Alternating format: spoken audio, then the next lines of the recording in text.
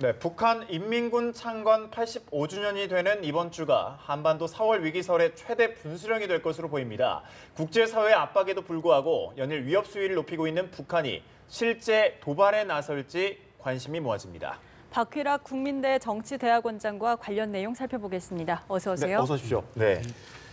최근 열병식의 ICBM으로 추정되는 북한의 미사일 등이 대거 등장했는데 이제 인민군 창건일이 이틀 앞으로 다가왔거든요. 메시지가 주목되는데 무력 도발 가능성 어떻게 보시나요? 현재로서는 그렇게 높지는 않는 것 같습니다. 뭐 도발에 있어서 이제 우리 국민들께서는 이제 총을 쏘거나 뭐 포를 쏘거나 무장공비가 침투하거나 이걸 도발로 생각을 하고 계시거든요. 사실 핵실험이나 미사일 시험 발사는 우리한테 직접 해를 끼치는 건 아닙니다. 그래서 그건 어떤 뭐 도발적 행위에 볼 수 있겠는데요. 지금 이제 가장 우려되는 게 이제 이 ICBM을 과연 이제 그 시험 발사할 거냐, 아니면 또 6차 핵실험을 할 거냐 하는 부분인데 상당히 임박하게 생각했었는데 여러 가지 정황으로 보면 조금 이제 숨고르기를 하는 그렇게 임박한 그런 그 징후는 나타나지 않고 있습니다. 아직 임박한 건 아니다라고 말씀을 해주셨는데 미국의 서티에인노스가 북한 풍계리 북쪽 행도에서 트레일러로 보이는 무체가 감지가 됐다, 움직임이 보인다라고 말을 했는데 이 같은 움직임이 핵실험 임박 징후로 볼 수는 없나요? 그러니까 지금 이제 저도 그 사진도 보고 설명도 읽었는데 19일 날에 이제 그 위성 사진을 기초로 했더라고요. 오늘 건물 옆에 조그만한 트레일러가 있고 조금 이제 그 흙 나르는 수레가 몇 군데 이제 보이고 하는데 그만큼 이제 활동이 소극적이 된 거죠. 그럼 소극적이 됐다는 것은 실험 준비가 다 갖추어져서 실험하기 직전일 수도 있고 또 전체적으로 조금 실험 일정을 연기를 해서 조금 소극적일 수가 있고, 근데 저는 뭐 실험 준비를 다 해서 임박했다기보다도 어떤 이유였는지 모르지만 조금 실험을 좀 시간적 여유를 갖고 진행하려는 그런 저는 계획으로 봤습니다. 그렇군요. 어제 그 펜스 미국 부통령이 그 칼빈 스노가 며칠 안에 동해에 도착할 거다 이렇게 밝혔거든요. 펜스 미국 부통령. 이 전개가 칼빈 스노의 전개가 여러 가지 좀 의미로 해석이 될 수 있겠어요. 예, 그렇습니다. 사실 이제 그 미국의 이제 그 태평양 사령부의 이제 함대가 3함대는 좀 동쪽에 있고 이 7함대가 서쪽에 있거든요. 근데 7함대에 속해 있는 거 이제 아시겠지만 이제 로널드 레이건 이런 항공모함이 있습니다. 근데 거기에 3함대에 속해 있던 칼빈 스노가 추가되니까 기존 임무를 수행하던 거기에 이 3함대가 이제 그 한반도 해역에 대한 어떤 추가적인 임무를 부여받으니까 상당히 전력이 보강된 거죠.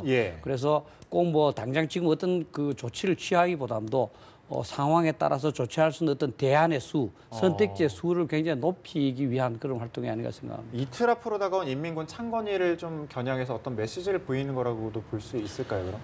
사실 이제 군사력 전개는 뭐 메시지 전달도 있겠지만 이제 불의의 사태에 대비해야 되는 거니까요. 사실 이제 뭐 아마 이제 북한의 여러 가지 정황으로 봤을 때 좀 이 어떤 상황이 발생할지 모르니까 충분한 대비를 해야 되겠다. 그래서 아마 호주 쪽에서 이렇게 출발시킨 것 같습니다.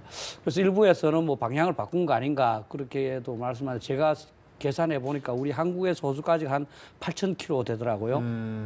그럼 이 항공모함이 시속 한 뭐 50km 정도로 이렇게 항해를 합니다. 그걸 보면 대략 160시간, 한 6일 정도는 소요되더라고요. 그래서 17일 펜스 부통령이 이야기했는데 아마 그때 조금 수행하던 임무를 마무리하고 그때 출발을 하면 아마 내일이나 모레쯤 도착하지 않을까. 수행하던 임무를 다 하고 이제 출발을 한 거군요. 북한이 또 이제 보면 최근에 한반도 평화소를 위해서는 특단의 선택도 마다치 않을 것이다. 이런 입장을 보였는데 미국의 경고에 좀 맞서고 있는 거죠? 아마 북한으로서는 제 생각에는 이렇게 수사가 굉장히 강해진다는 것은 어떻게 한편을 보면 불안함의 이 방증이라고도 볼 수 있는 거거든요.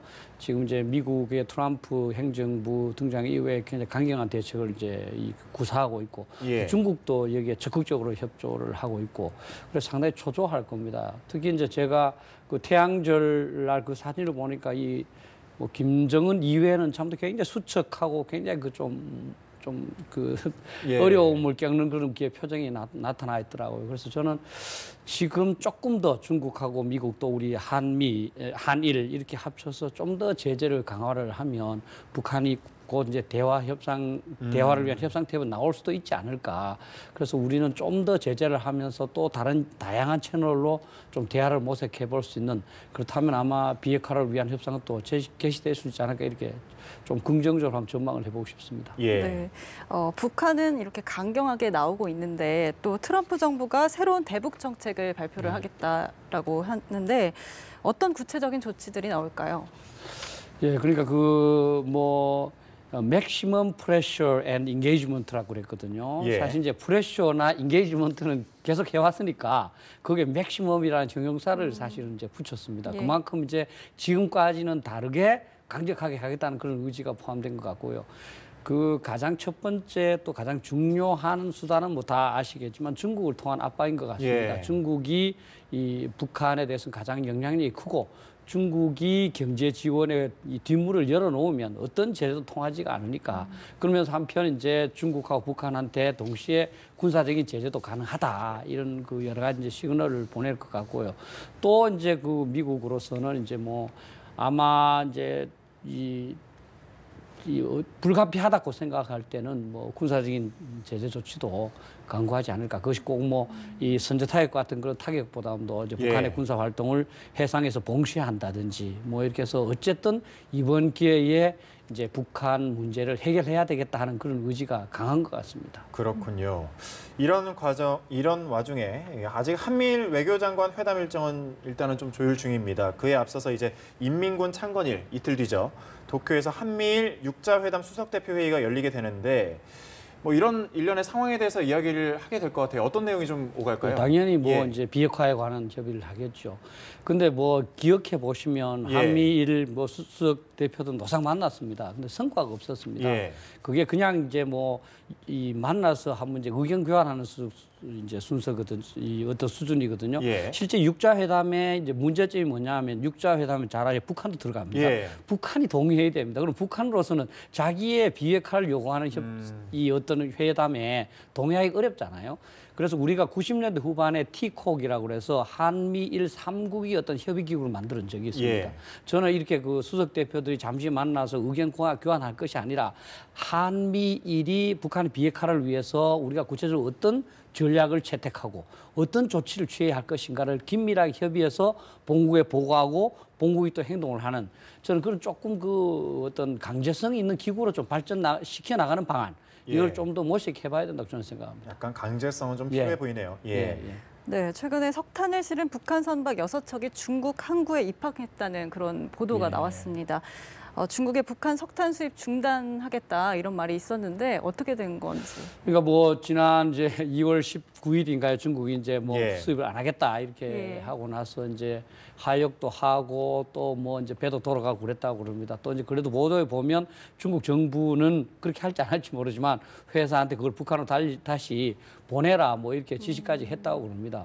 실제 이제 그 2321호에 의해서 석탄은 이제 달러로 한 4억 달러 또는 이제 그 양으로 750만 톤 이하로만 이제 하도록 돼 있거든요. 이미 예. 이제 1, 2월에 많이 해서 그 한도에 도달을 해가고 있는데요. 지금 이제 트럼프가 이제 뭐 이 환율 조작국으로도 지정하지 않고 무역에 관한 역적 개선을 위한 그런 그 적극적인 논의도 안 하는 대신에 이제 북한 핵 문제 해결을 주문했기 때문에 아마 그동안 중국이 또 좀 더 적극적으로 할지 안 할지 좀 지켜봐야 되겠습니다. 다만 우리가 뭐 다 아시지만 지금까지 중국이 말하는 거에 비해서 행동은 조금 느렸거든요. 그래서 조금 이제 전적으로 신뢰하지 못하지만 그래도 중국의 협력 여부가 굉장히 중요하기 때문에 우리 조금 더 시간을 갖고 좀 지켜볼 필요가 있지 않느냐. 특히 뭐 6월경에 이렇게 그 미중 정상회담을 또 이제 할 수도 있다고 그러니까 예. 그 사이에 중국이 좀 더 의미 있는 조치를 취하지 않을까 이렇게 생각합니다. 트럼프 대통령이 중국이 마음만 먹으면 북한 문제가 해결될 수 있을 거라고 했는데 마음을 좀 먹지 않는 것 같네요. 예, 중국으로서는 사실 조금 여러 가지 이제 그 다양한 고려 사항이 있는 예. 것 같습니다. 뭐 자기들하고 옛날 공산주의 혁명을 같이 했고 동맹 조약을 맺고 있는 나라인데 그 나라가 완전히 이렇게 참 그 계속적으로 이 어려움을 겪는 것을 예. 그대로 두고 볼 수도 없고. 그래서 이제 뭐 지금 이제 중국 관제 언론입니다. 한국시보나 이렇게 보면 제재는 하지만 뭐 축소한다든지 뭐 이렇게 굉장히 조심스럽게 접근하고 있는데 중국 입장에서도 좀 이 두 가지 측면 사이에서 좀 고민이 많은 것 같습니다. 그렇군요. 알겠습니다. 박휘락 국민대 정치대학원장과 함께 짚어봤습니다. 말씀 고맙습니다. 네. 그렇습니다.